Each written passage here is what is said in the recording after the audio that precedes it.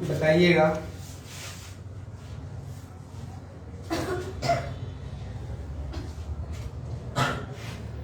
Globe language को कौन सी पीढ़ी के कंप्यूटर में प्रयोग किया जाता है? ग्लोब लैंग्वेज को कौन सी पीढ़ी के कंप्यूटर में प्रयोग किया गया था?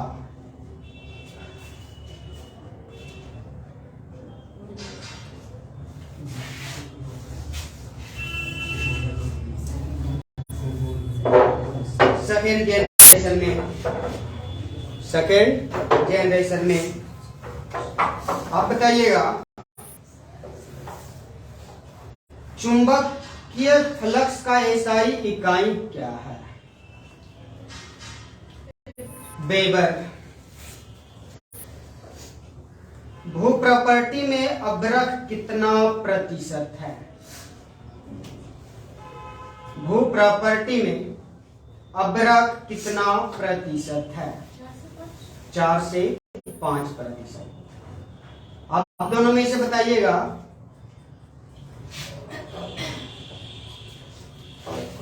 कीटों के श्वसन कौन सा अंग होता है? कीटों में श्वसन अंग कौन सा होता है? कीटों में श्वसन अंग कौन सा होता है?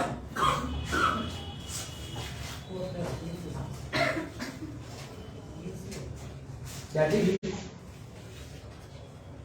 आप बताइएगा, कीटों में श्वसन अंग कौन सा होता है? ट्रैकिया। बगल में आप बताइएगा, समुद्र द्वारा उत्पन्न ऊर्जा कौन सा नहीं है? बहुत सारा ऊर्जा होता है, सौर ऊर्जा नहीं है। ऑप्शन बेस्ड क्वेश्चन था।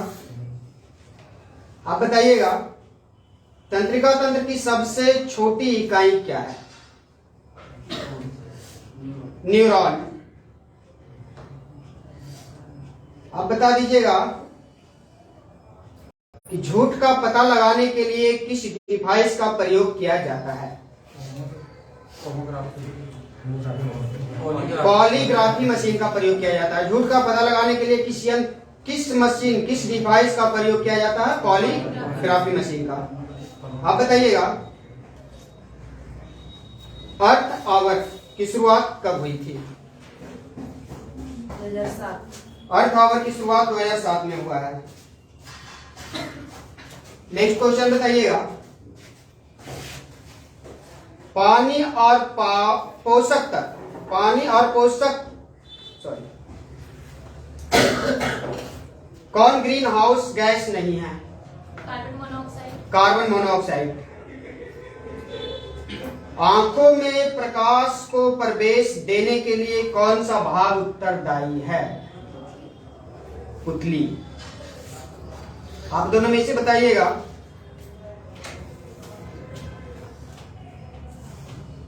चुंबकीय फ्लक्स का एसआई इकाई क्या है? चुंबकीय फ्लक्स का एसआई इकाई क्या है?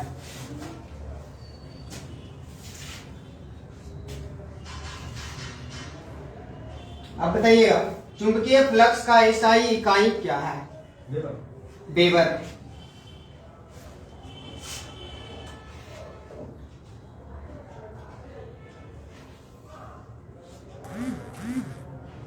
भू प्रॉपर्टी में अवरक्त कितना प्रतिशत है? 4 से 5%। नेक्स्ट क्वेश्चन आप बता दीजिएगा, सामाजिक तुलना सिद्धांत किसके द्वारा दिया गया था?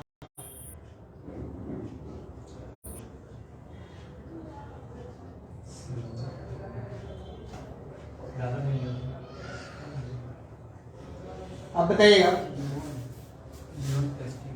लियोन फेस्टिंग के द्वारा 1954 में दिया गया था। आप बताइएगा आगे से, सूर्योदय के समय जब सूर्य क्षितिज में उदय होता है तो कितने मिनट बाद सूर्य की रोशनी दिखती है? सूर्योदय के समय जब सूर्य क्षितिज के उदय होता है तो कितने मिनट बाद सूर्य की रोशनी दिखती है? तुम बताओ। 2 मिनट। 2 मिनट बाद। मेढक किस श्रेणी में आता है? मेढक किस श्रेणी में आता है?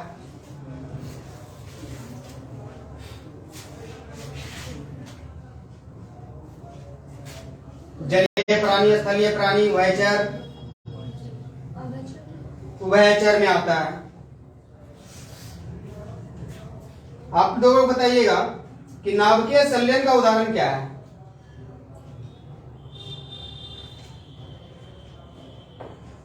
नाभिकीय संलयन का उदाहरण क्या है? नाभिकीय संलयन कहते हैं न्यूक्लियर फ्यूजन को। आप बताइएगा। Hydrogen bomb.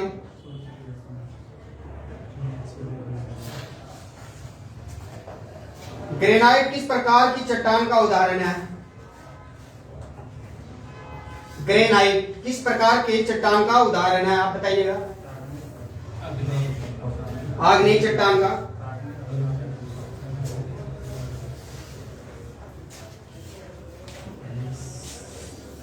आप बता दीजिएगा कि स्पंज किस फाइलम में होते हैं?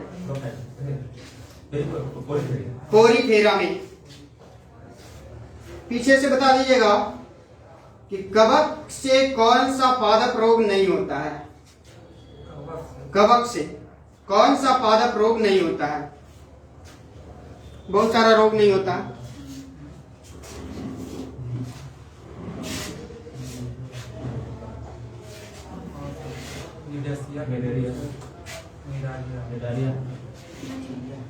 आप बताइएगा।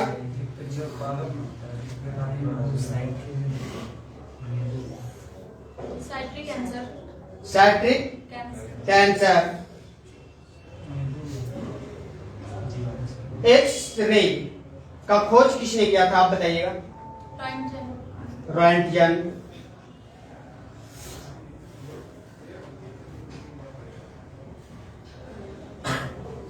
विशालतम अकशेरुकी कौन सा है? विशालतम अकशेरुकी कौन सा है? आप लोगों को बताइएगा।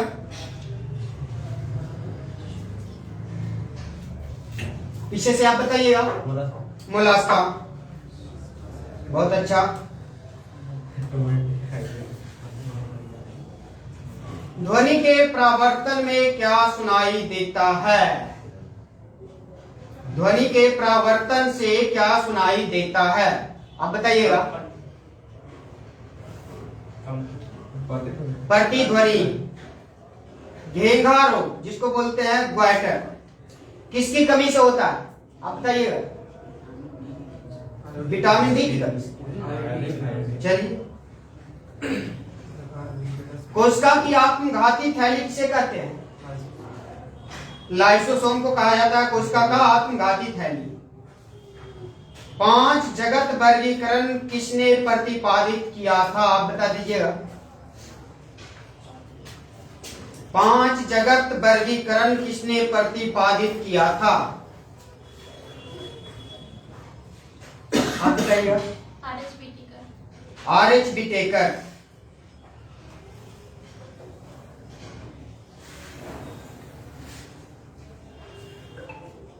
WWW वर्ल्ड वाइड वेब का आविष्कार कब हुआ?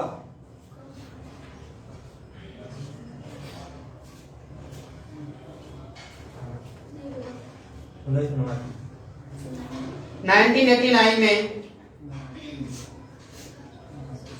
सोलर सेल में किस तत्व का अर्धचालक के रूप में प्रयोग किया जाता है? आप लोग में से बता दीजिएगा। आप दोनों में से कोई भी।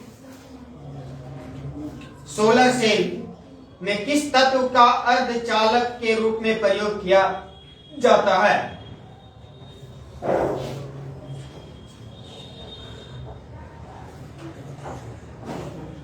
आप बताइएगा जी। सिलिकॉन का। ट्रेकिया किसका पार्ट है? बगल में बताइएगा आप। श्वसन तंत्र का। ज्वालामुखी पर्वतों से कौन सी गैस निकलती है? पीछे बताइएगा। हाँ, ज्वालामुखी पर्वतों से कौन सी गैस निकलती है?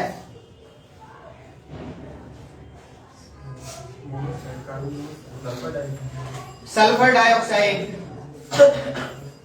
प्रकाशीय फाइबर किस सिद्धांत पर कार्य करता है? आगे से आप बता दीजिएगा। प्रकाशीय फाइबर किस सिद्धांत पर कार्य करता है?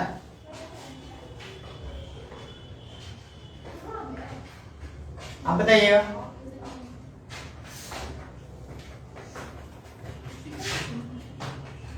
प्रकाशीय फाइबर किस सिद्धांत पर कार्य करता है? आप दोनों में से कोई भी बता दीजिएगा। आपके पास भी पहुंचेंगे, थोड़ा सा वेट कीजिएगा। सबके पास पहुंचेंगे हर एक क्वेश्चन लेकर के। ठीक है। पूर्ण आंतरिक परावर्तन के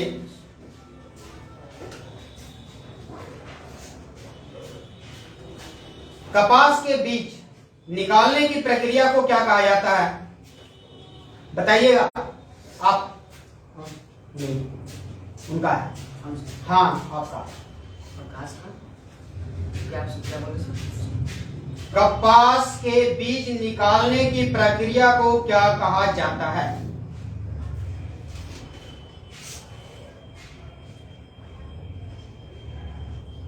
बगल में बताइएगा।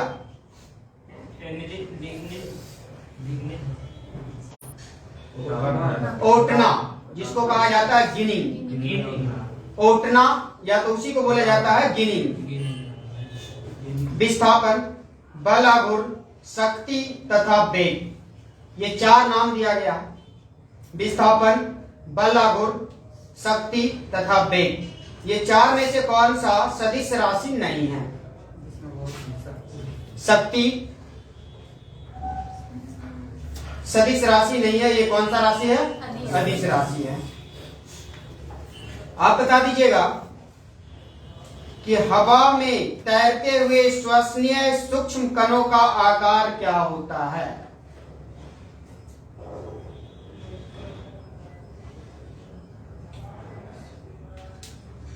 5 माइक्रोन से कम। 5 माइक्रोन से कम। स्पंज किस फाइलम के होते हैं? अभी थोड़ा देर पहले पूछे थे हम। खाने वाला स्पंज नहीं, वो दूसरा स्पंज है। किस फाइलम के होते हैं?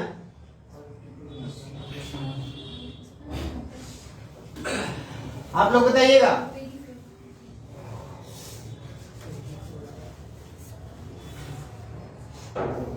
ठीक है। पोरीफेरा।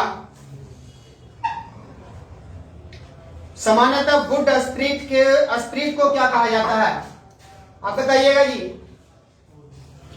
हाँ सर, सामान्यतः वुड स्प्रिट को क्या कहा जाता है?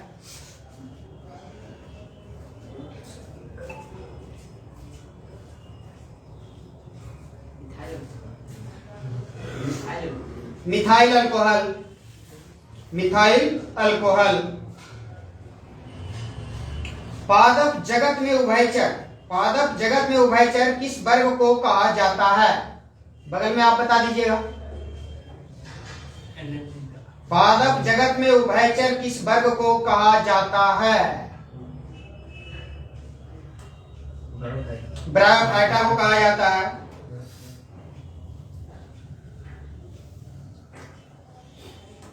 डिप्थीरिया किससे होने वाला रोग है?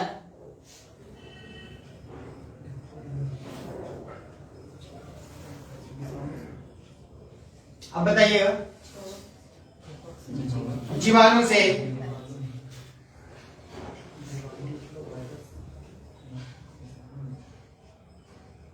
जीवधारियों के समूह का वर्गीकरण की सबसे बुनियादी श्रेणी कौन सी होती है? जाति।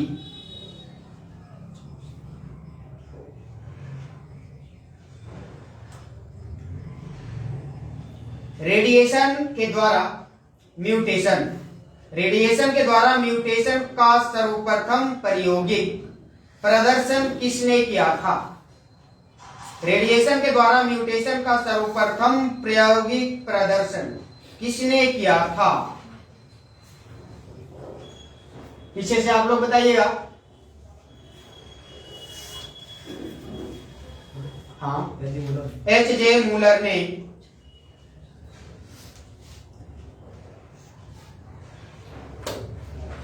पढ़ के आइए, ज्यादा अच्छा रहेगा। नहीं तो अभी ऑफलाइन बेइज्जती हो रहा था, अब ऑनलाइन बेइज्जती होगा।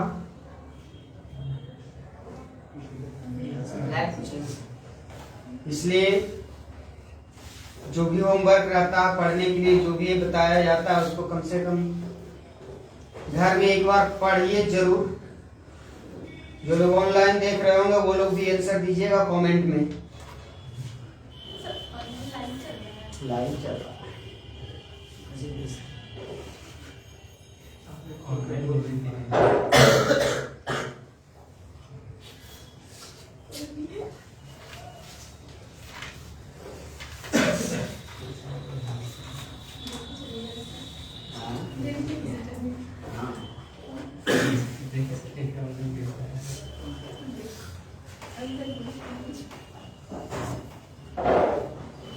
चलिए देखते हैं हम लोग पॉलिटी टॉपिक नंबर 23 से है। टॉपिक नंबर 23 में क्या है? अंतरराज्यीय परिषद। बताइएगा, अंतरराज्यीय परिषद की बैठक वर्ष में कितना बार होता है? 3 बार। 3 बार होता है। आप बताइएगा, राष्ट्रीय विकास परिषद को सुपर कैबिनेट की संज्ञा किसने दिया था? ठीक है, के संथानम। चलिए बहुत अच्छा।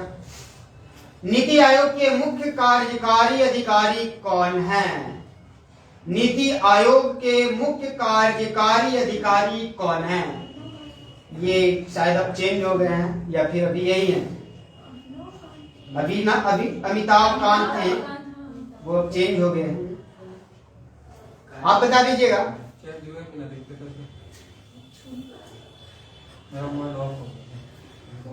कोई बात क्या बोले सर? सारे बटन से बोलिए, बाद में बता देंगे। अंतरराज्यीय परिषद की अध्यक्षता कौन करता है? बताइए, अंतरराज्यीय परिषद की अध्यक्षता कौन करता है? राष्ट्रपति, उपराष्ट्रपति, प्रधानमंत्री या फिर गृह मंत्री? प्रधानमंत्री। आप बता दीजिएगा, योजना आयोग को कब समाप्त करने की घोषणा की गई? आपके पास बुक नहीं है, बगल में बताइए। 2014 में। कब? 15 अगस्त 2014 को समाप्त करने की घोषणा की गई थी। प्रधानमंत्री नरेंद्र मोदी ने योजना आयोग के स्थान पर एक नई संस्था लाने की घोषणा कब की? आप बताइएगा। प्रधानमंत्री नरेंद्र मोदी योजना आयोग के स्थान पर एक नई संस्था लाने की घोषणा कब की?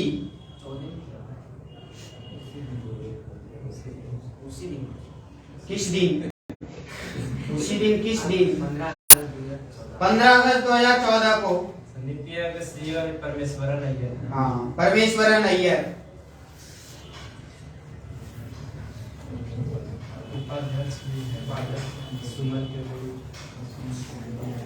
परमेश्वरन अय्यर।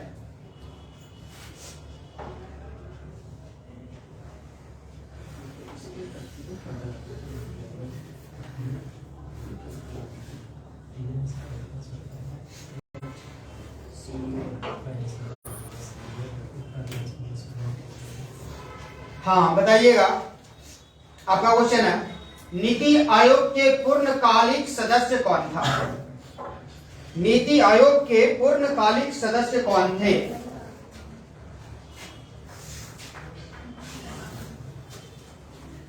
आगे आपका, नीति आयोग के पूर्णकालिक सदस्य कौन थे?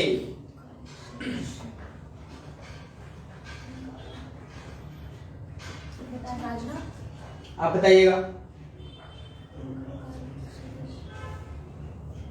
नीति आयोग के पूर्णकालिक सदस्य कौन थे?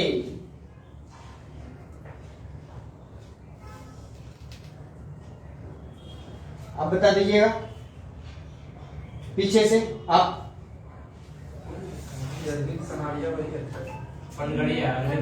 विवेक देवरा एवं बीके सारस्वत, विवेक देवरा एवं बीके सारस्वत।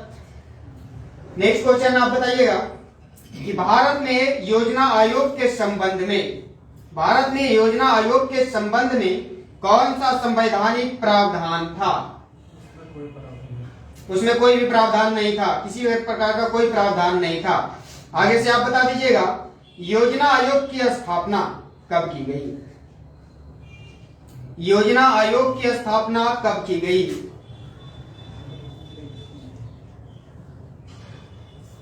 आप बताइएगा। 1950। 1950 में प्रथम योजना आयोग के उपाध्यक्ष कौन थे? गुलजारीलाल नंदा। नीति आयोग के अध्यक्ष कौन हैं?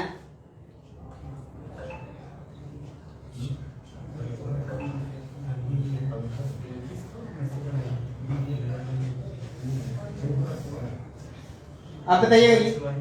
हाँ, प्रधानमंत्री।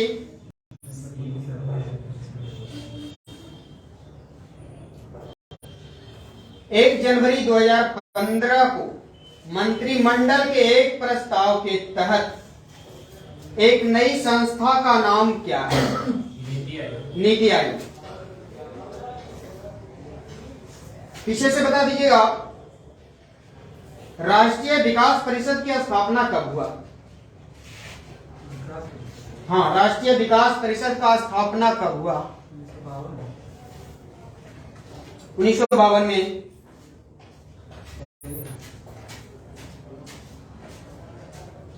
नेक्स्ट क्वेश्चन है, आगे से आपका बताइएगा। संविधान के किस अनुच्छेद के अंतर्गत राष्ट्रपति एक अंतरराज्यीय परिषद की स्थापना की?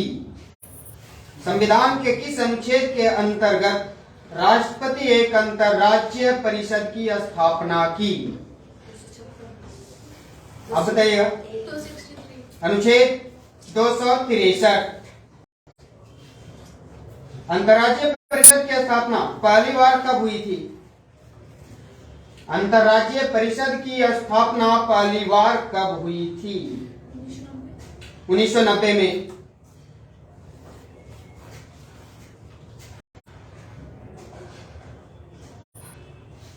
संविधान के किस अनुच्छेद में वित्त आयोग का गठन के प्रावधान हैं? बताइएगा। संविधान के किस अनुच्छेद में वित्त आयोग के गठन का प्रावधान है? अनुच्छेद 280।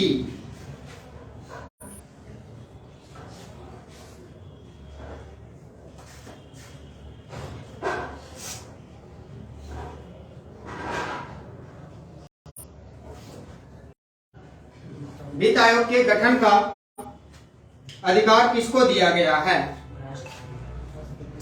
राष्ट्रपति को दिया गया है। सबसे पीछे से बता दीजिएगा कि वित्त आयोग में राष्ट्रपति के द्वारा कितने सदस्य नियुक्त किए जाते हैं? अध्यक्ष कौन होता है? आप बताइएगा। प्रधानमंत्री होता है।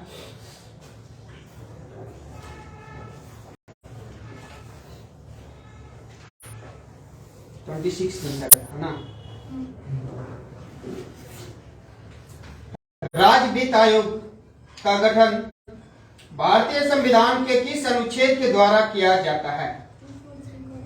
अनुच्छेद 243 का 1। अनुच्छेद 243 का 1।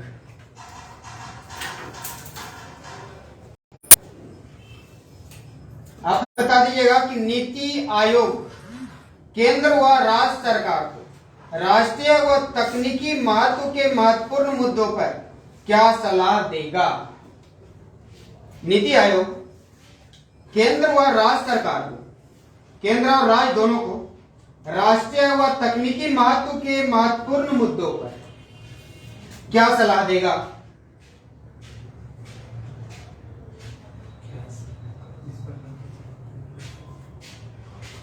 राजनीतिक और तकनीकी का सलाह देगा। राजनीतिक और तकनीकी का सलाह देगा। अब बता दीजिएगा कि अंतर्राज्यीय परिषद की बैठक के लिए कम से कम कितना सदस्य का उपस्थिति आवश्यक है? 10।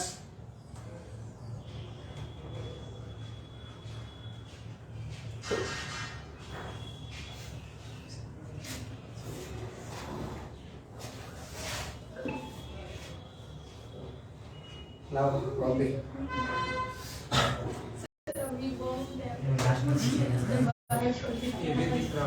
हाँ बिल्कुल, पढ़ के नहीं आई है तो कॉपी कितना दिन पढ़ के नहीं आओगे? बिना पढ़े हुए तो कोई काम नहीं होने वाला है। कोई कमेंट कर रहा था नहीं सर, बफरिंग कैसे करें?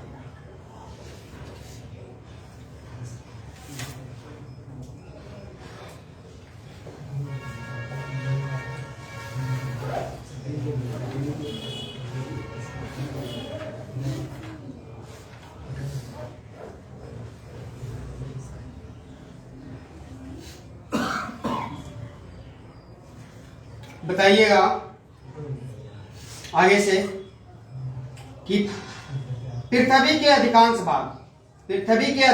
भाग पर किस प्रकार की जलवायु का विस्तार है? पृथ्वी के अधिकांश भाग पर किस प्रकार की जलवायु का विस्तार है? आगे आप बताइएगा। शुष्क जलवायु का। विश्व का सबसे ठंडा स्थान कौन सा है? बर्फयान। भूमध्य सागरीय जलवायु किन अक्षांशों के मध्य पाई जाती है? आप लोग बताइएगा। भूमध्य सागरीय जलवायु किन अक्षांशों के मध्य पाई जाती है? क्या बोले? अक्षांश को क्या कहते हैं? लैटिट्यूड। आप बताइएगा। गलत हो गया आपका। 30 से 45 30 डिग्री से 45 डिग्री उत्तर पश्चिम में। 30 डिग्री से 45 डिग्री उत्तर पश्चिम में। वर्षा की मात्रा किस पर निर्भर करता है? आप बताइएगा। वर्षा की मात्रा किस पर निर्भर करता है?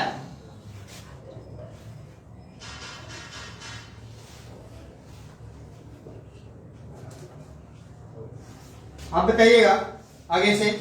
वर्षा की मात्रा किस पर निर्भर करता है? आर्द्रता पर।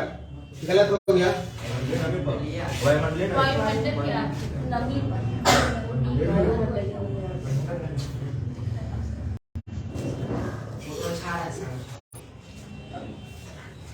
नेक्स्ट क्वेश्चन है आपका। कर्क व मकर रेखा के मध्य कौन से जलवायु प्रदेश पाए जाते हैं? उष्णकटिबंधीय जलवायु प्रदेश। नॉर्वे में किस ऋतु में वर्षा होती है? शीत ऋतु में। विश्व का आर्द्रतम स्थान कौन सा है? विश्व का आर्द्रतम स्थान कौन सा है?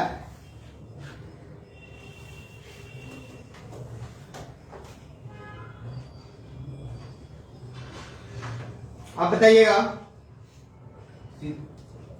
विश्व का आर्द्रतम स्थान कौन सा है?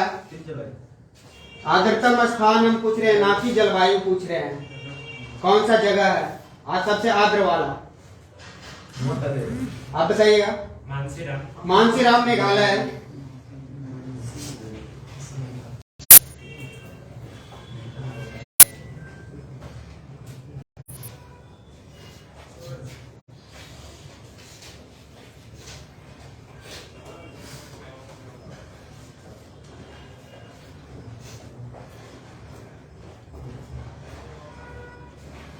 भूमध्य रेखीय जलवायु किन अक्षांशों के मध्य पाई जाती है?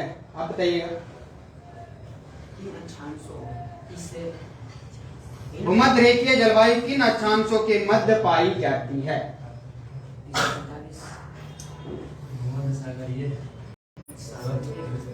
आगे से बताइएगा। भूमध्य रेखीय जलवायु किन अक्षांशों के मध्य पाई जाती है? आप बताइएगा। भूमध्य रेखीय जलवायु किन अक्षांशों के मध्य पाई जाती है? भूमध्य रेखा से 10 डिग्री उत्तर दक्षिण। भूमध्य रेखा से 10 डिग्री उत्तर और दक्षिण में।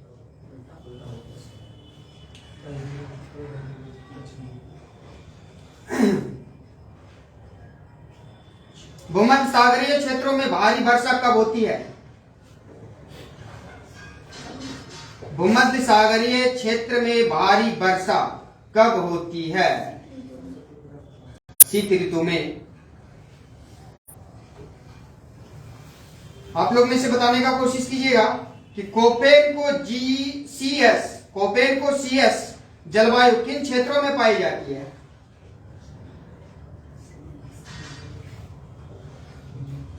सीएस का मतलब हो गया भूमध्य सागरीय जलवायु। कोपेन का भूमध्य सागरीय जलवायु किन क्षेत्रों में पाई जाती है? आप बताइएगा।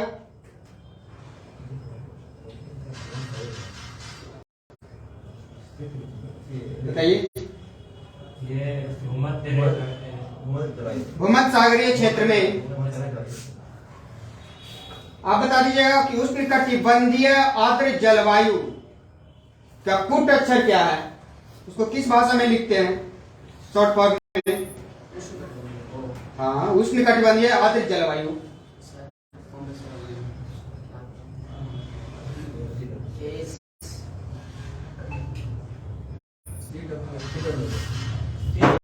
उष्णकटिबंधीय आर्द्र जलवायु AF। इसको याद रखिएगा जरूर, क्योंकि बहुत बार पूछता है एग्जाम में, डाल ही देगा।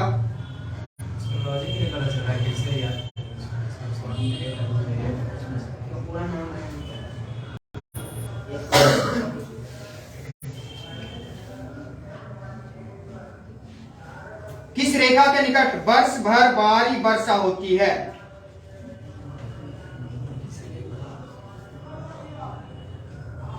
हाँ, आपका।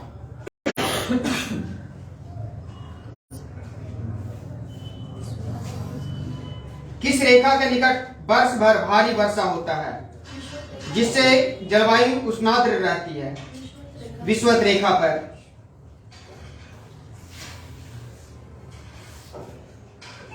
अफ्रीका के उत्तरी एवं दक्षिणी तटीय प्रदेश में किस प्रकार की जलवायु पाई जाती है? अफ्रीका के उत्तरी एवं दक्षिणी तटीय प्रदेश में किस प्रकार की जलवायु पाई जाती है? गलत है। आप बताइए। भूमध्य सागरीय जलवायु। भूमध्य सागरीय जलवायु।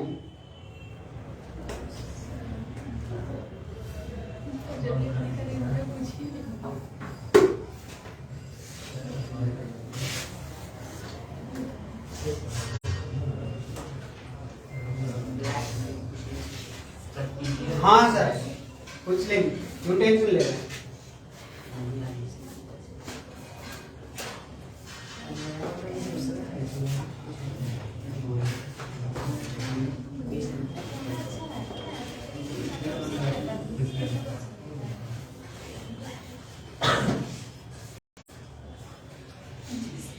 Black book.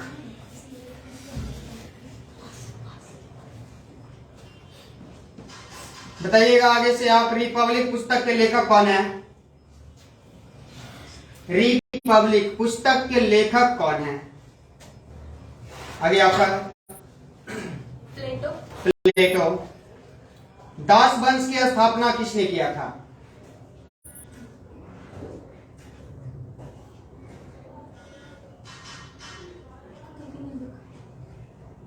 दास वंश की स्थापना किसने किया था? कुतुबुद्दीन ऐबक। प्लास्टिक में किसका उपयोग किया जाता है? प्लास्टिक में किसका उपयोग किया जाता है? एथिलीन का। विशिष्ट द्वैत दर्शन के संस्थापक कौन थे? कहाँ से पूछ रहे हैं सर? 424 नंबर पे।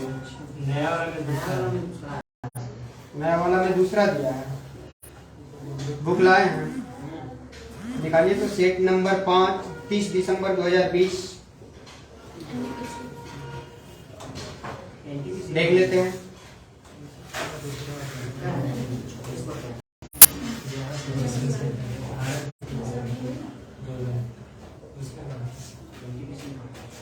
सेट नंबर 6, 30 दिसंबर। भारत रत्न का प्रावधान कब पेश किया था? सेट से सर देना पड़ेगा। तो यहाँ से आपका क्वेश्चन जो दिया होगा, क्या है क्वेश्चन? पहला क्वेश्चन सर सेट वाइज दे देना 2 सर नेक्स्ट टाइम। क्या क्वेश्चन है पहला? भारत के, ये आपका क्वेश्चन नंबर 28 से दिया होगा ना, और बाकी 1 से 27 तक पीछे रह गया होगा। 1 से 27 नंबर तक क्वेश्चन नंबर 1 से 27 पीछे होगा, पीछे ब्लैकेट में, वही आपका 27 तक इसमें से हम पूछ रहे हैं। तो पढ़ा हुआ तो ये है, तो आगे या पीछे बता ही सकते हैं। तो आपका गलती है ना सर, 2 दिन मिलता है टाइम, कम से कम रिवीजन तो कीजिए एक बार। सेट में थोड़ा सेट वाइज दीजिएगा, हम भी करवा देते हैं। मेरा भी नया वाला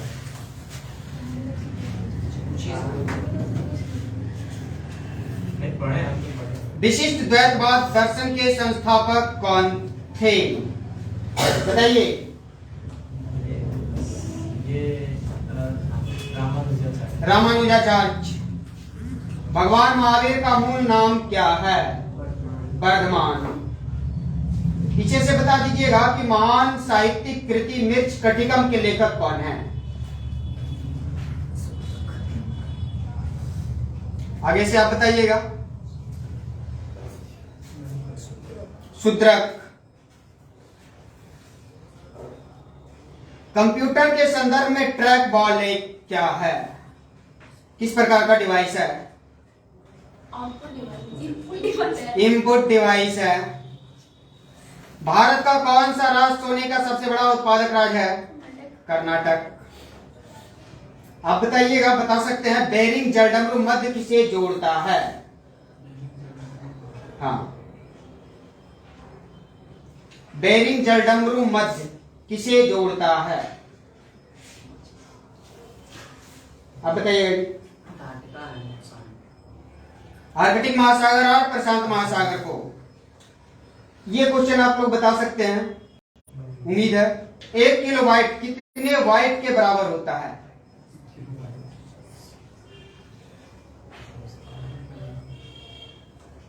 बहुत सिंपल सा क्वेश्चन है, ये आपको हर जगह यूज करते हैं, मोबाइल का डाटा से लेकर के हर जगह यूज किया जाता है। जी सर।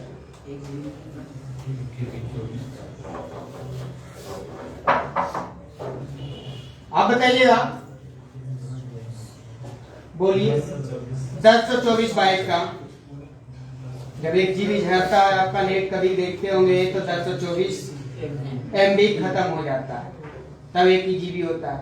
या तो फिर 1024 KB खत्म होता है तो 1 MB खत्म होता है। बस वही चीज है कि जब भी इस तरह का क्वेश्चन आए तो 1024 ही आंसर आएगा।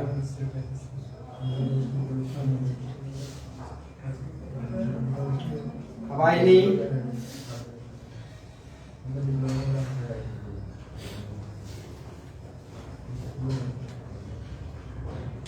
किस चट्टान में नत बलन डाउनफॉल, किस चट्टान में नत बलन को, किसी चट्टान में नत बलन को क्या कहा जाता है?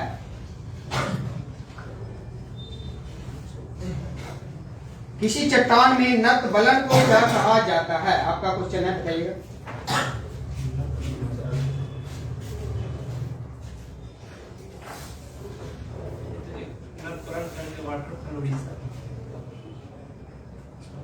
आप बताइएगा, आगे से बताइएगा।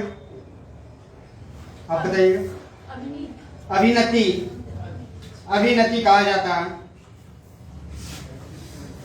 जोजिला टनल प्रोजेक्ट कहाँ स्थित है? आप बताइएगा। जम्मू कश्मीर में। OECD का मुख्यालय कहाँ स्थित है? OECD का मुख्यालय कहाँ स्थित है? पेरिस में। राज्यसभा में कितने सदस्य होते हैं, आगे से बता दिए।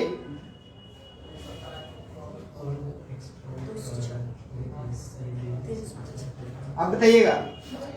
250। 1931 में कौन इंडियन नेशनल कांग्रेस के अध्यक्ष थे?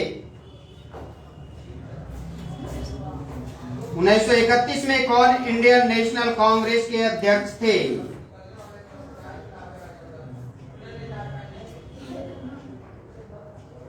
आगे। सरदार वल्लभ भाई पटेल, वल्लभ भाई पटेल। भूतपूर्व आंध्र प्रदेश का राष्ट्रीय नृत्य कौन सा है? कुचिपुड़ी। आप लोग बताइएगा बल का ऐसा यूनिट क्या है? फोर्स का यूनिट, ऐसा ही यूनिट।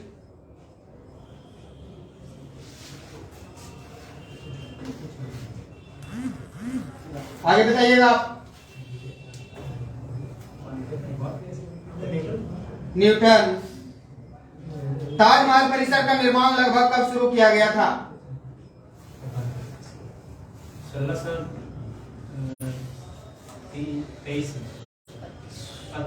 1632 में। सार्क के कितने सदस्य देश शामिल हैं? 8। 8 देश का नाम याद है? बहुत अच्छा। भारत रत्न का प्रावधान कब पेश किया गया था? पीछे से बताइएगा। 1954। आगे से आप बता दीजिएगा, बहुत आसान सा क्वेश्चन है। भारत के संविधान के किस भाग में भारत के नागरिकों के मौलिक अधिकार मौजूद हैं? भाग 2 में मौलिक अधिकार है? भाग 3 में है मौलिक अधिकार। 2 में क्या है?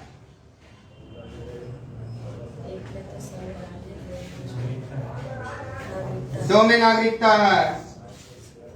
दहेज प्रतिषेध अधिनियम कब लागू किया गया था? दहेज प्रतिषेध अधिनियम कब लागू किया गया था? 1961। 1961 में। भारत का सबसे नया नाभिकीय ऊर्जा संयंत्र कौन सा है? भारत का सबसे नया नाभिकीय ऊर्जा संयंत्र कौन सा है?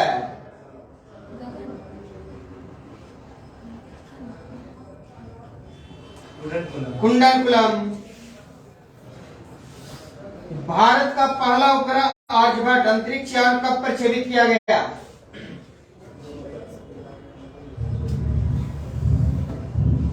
आप बताइएगा जी। 1975 में। व्यापक का सिद्धांत नीति किसने तैयार किया था? आपका क्वेश्चन है। व्यापक के सिद्धांत नीति किसने तैयार किया?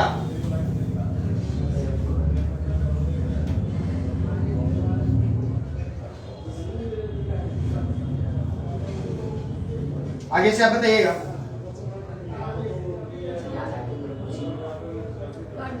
लॉर्ड डलहौजी।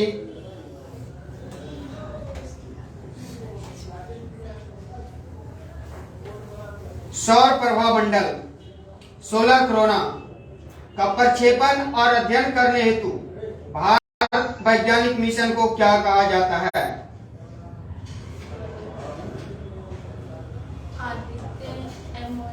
आदित्य L1। असम और अरुणाचल प्रदेश को जोड़ने वाला भारत का सबसे लंबा सड़क सह रेल पुल क्या कहलाता है?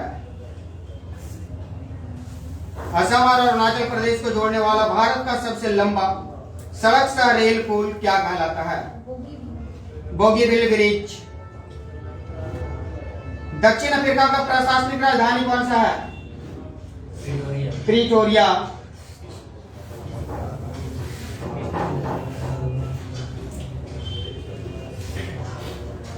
भगवान महावीर का मूल नाम क्या है?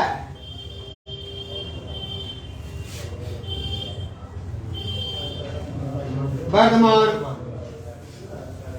ये सब क्वेश्चन नॉर्मल, ये सबको याद रखना चाहिए हमेशा, कभी भी सब ऐसे नॉर्मली पूछ लिया जाता है।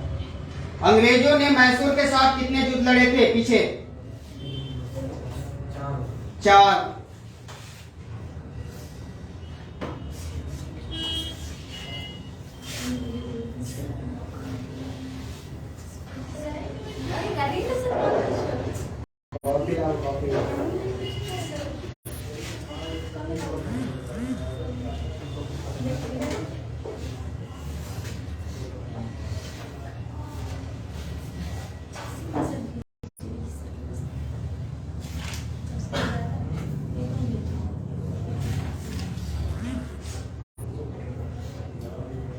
उपराष्ट्रपति जगदीप धनखड़ ने किस भवन में शिल्प गुरु और राष्ट्रीय पुरस्कार प्रदान किए हैं?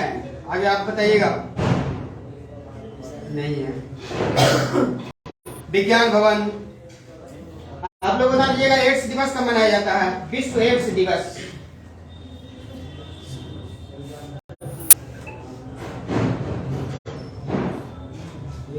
एक दिसंबर को। क्या 1 दिसंबर हमने बोलेंगे।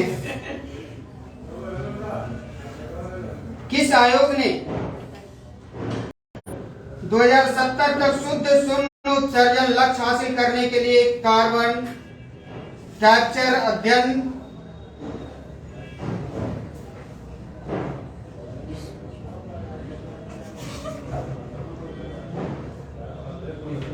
जिराफ जारी किया है? नीति आयोग।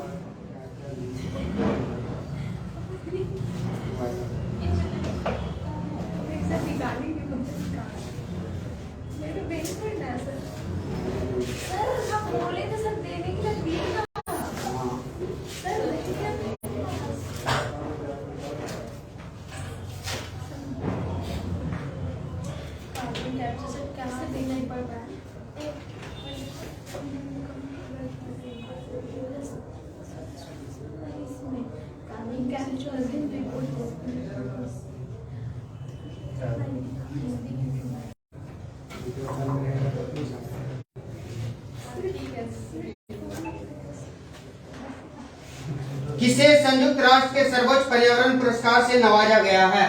बताइएगा, आप बता दीजिए। किसे संयुक्त राष्ट्र के सर्वोच्च पर्यावरण पुरस्कार से नवाजा गया है?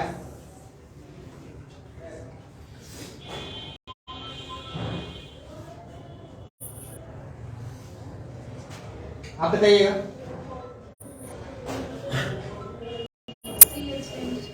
पूर्णिमा देवी बर्मन।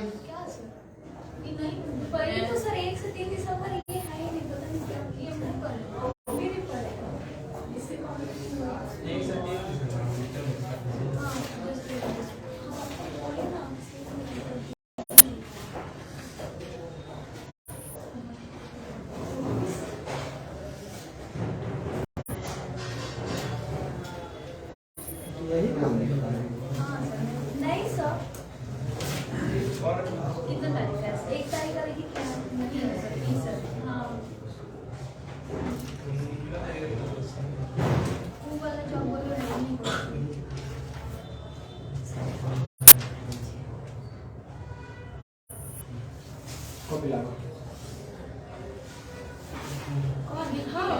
बायो वाला कॉपी। सर पीछे से कुछ नहीं करना, मतलब पढ़ लीजिएगा सर। अच्छा ठीक है, देख लेते हैं। तो बाद में पढ़ लेंगे। देख लीजिए ना।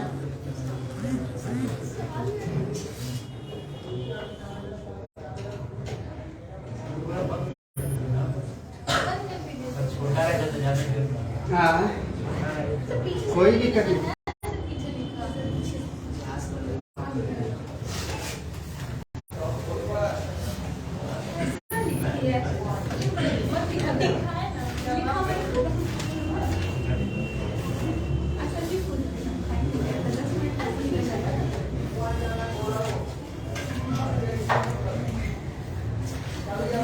चलिए बताइएगा। विभिन्न प्रकार के पोषक तत्वों के कमी से पौधे में किस प्रकार के रोग होते हैं? पीछे से आप लोग में से कोई बताइएगा। विभिन्न प्रकार के पोषक तत्वों के कमी से पौधे में किस प्रकार के रोग होते हैं?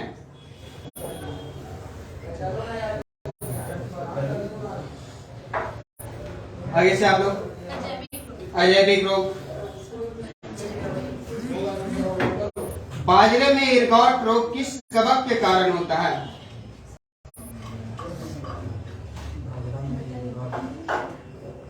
बाजरे में इरगॉट रोग किस कवक के कारण होता है?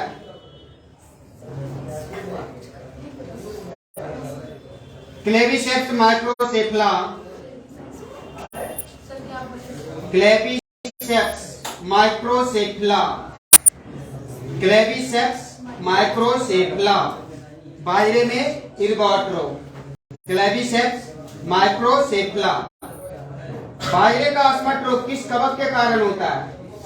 बताइएगा पीछे से। बाजरे में अस्मट रोग किस कवक के कारण होता है?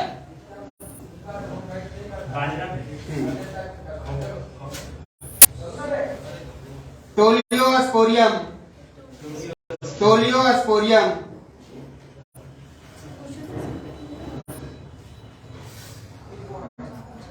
अरहर का झुलसा रोग किस कवक के कारण होते हैं?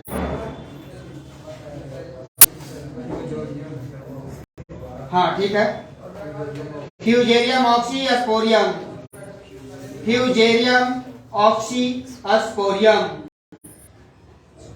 अरहर का जो झुलसा रोग होता है वो फ्यूजेरियम ऑक्सीस्पोरियम। राई का इरगॉट रोग, राई का इरगॉट रोग किसके कारण होता है? बाजरा में बोले थे टोलियोस्पोरियम। Claviceps परपुरिया, Claviceps परपुरिया। बाजरा में टोलियोस्पोरियम और इसमें राई में क्लेविसेप्स परपुरिया। और बाजरा में एक इरगॉट रोग होता है, उसमें से क्लेविसेप्स माइक्रोसेफलस, और यहाँ क्लेविसेप्स माइक्रोसेफलस के जगह हटा करके परपुरिया कर देना है। किस चीज के लिए? राई में इरगॉट रोग के लिए। राई में इरगॉट रोग तो परपुरिया हो जाएगा, और बाजरा में इरगॉट रोग तो माइक्रोसेफलस हो जाएगा। बाकी आगे का दोनों का वर्ड सेम है, क्लेविसेप्स और यहाँ क्लेविसेप्स। पढ़िएगा तो जरूर याद होगा। आप लोग पढ़ते ही नहीं पढ़िएगा तो कोई उपाय नहीं है। जिस तरीका का भी वैकेंसी है। डैम्पिंग ऑफ रोग में पाइथियम कवक का प्रभाव किसमें होता है? पिछला क्लास में हम बताए थे। डैम्पिंग ऑफ रोग में पाइथियम कवक का प्रभाव पौधे के जड़ में, पौधे के जड़ में होता है।